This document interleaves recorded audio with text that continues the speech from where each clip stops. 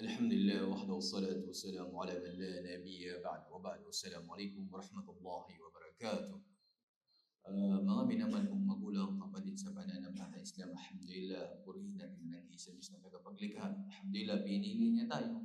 Sa dami-dami ng mga tao sa labas, pinili niya tayo upang makasamba sa Kanya. At alhamdulillah, pinili niya tayo na tayo ay makapasok sa masjid at may sagawa natin ang ating mga obligasyon bilang mga mananampalataya. Mga minamahal kong magulang, kapatid sa pananampalatayang Islam, tandaan natin ang pananampalataya na mayroon tayo. Itong pananampalatayang ito ay mula sa nag-iisa Diyos na tagapaglikha.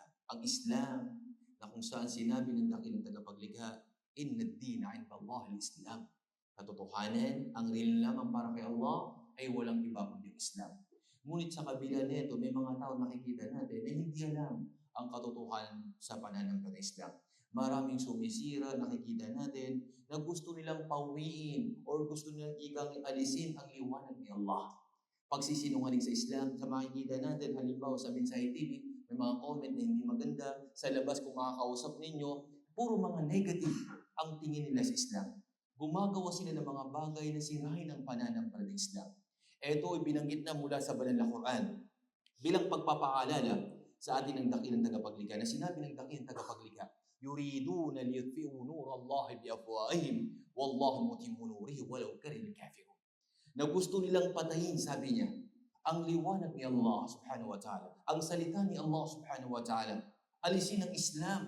Subhanallah. Gusto nito na kung saan sa mga salita nila, pagsisinungaling, nagbibigay ng mga syubhat patungkol sa Islam, at marami pang iba, subhanallah. Ngunit sabi niya, wallahu mutimmu nurihi walau karihal kafirun. Si Allah ang mangangalaga ng kanyang din, na kahit ito man ay kamuyan ng hindi mga mananampalataya. Sapagkat ang Islam, mahfudun min Allah, pinapangalagaan ito ni Allah.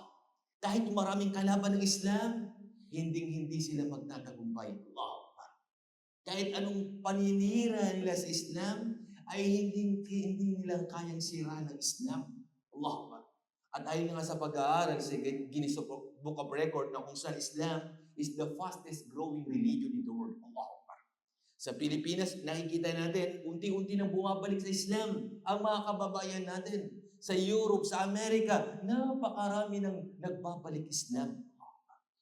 Mismo ang dakilang tagapaglikha ang nagbigay ng ikangay paalala sa lahat na kung saan sinabi ng dakilang tagapaglikha mula sa banal na Quran, huwa alladhi arsala rasulahu bil huda wa dinil haqq liyudhhirahu 'ala ad-din kulli walau karihal mushrikun.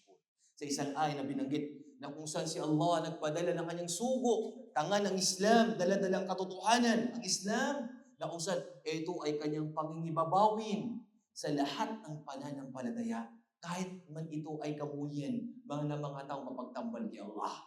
Kaya mga kapatid, mga magulang, alhamdulillah, mapalad ka na sa iyo ang din, na sa iyo ang katotohanan. Panghawakan mo ito hanggang sa huli ng iyong buhay.